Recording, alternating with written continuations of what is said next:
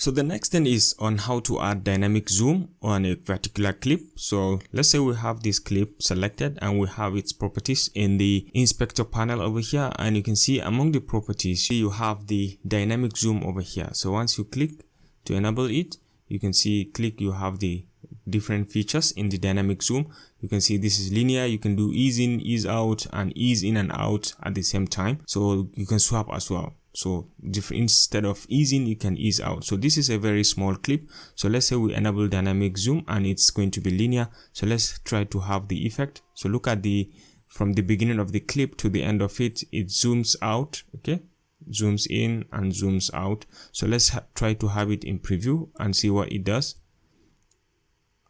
So you can see gradually it is moving in the background. Okay, it is easing out. Okay, from the way it started. You can see it is easing out, and you can now see me very clearly as it is out. So to see it very clearly, you have to just move in a bit faster. So this is it, and this is the easing out. This is the easing in, and this is the moving in and then moving out. So gradually, as I'm explaining the concept, it is increasing, or it is zooming in and it is zooming out. Zooming out directly is for you to see me clearly. You can swap in as well the effect. You can swap and make it, instead of zooming out, it's going to zoom in accordingly. So right now it is zooming out. So once we swap, it's going to start zooming in. Okay, so once we enable the swap, you can see it is now zooming in. Okay, you can see me very clearly, unlike at the beginning of the clip. Okay, this is now zooming in, and you can change it as well to either ease in and out accordingly from here. So this is how to add dynamic zoom in your clip within DaVinci Resolve.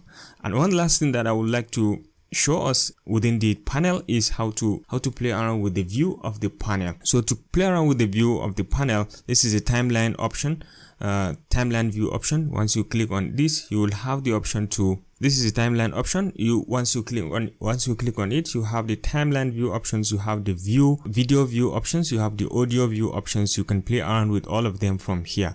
So for example, let's say the timeline view option, this is how it is interconnected between the links. You can click and you can see, you will not be able to see the waveform in the audio, or you can enable to see it, or you can disable it just like so, and you can disable, you can play around with the timeline view over effect also over here, and you can enable it to be something like this, or with and without the waveform.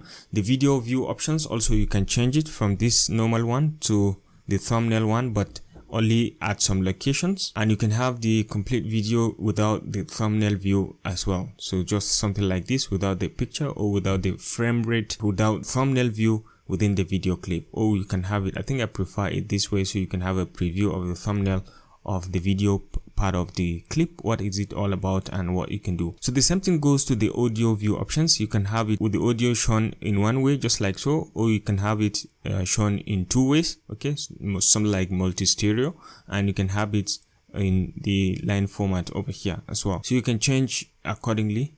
And down here, you can play around with the sizing. This is for the video. You can increase the sizing, or you can decrease the sizing as well if you so wish. So you can see it now becoming very clearly. And with the audio as well, you can increase or decrease the sizing as well, just from here. So you have these very controls to yourself to play around with accordingly at any given point. Thanks for watching, and I'll see you in the next video.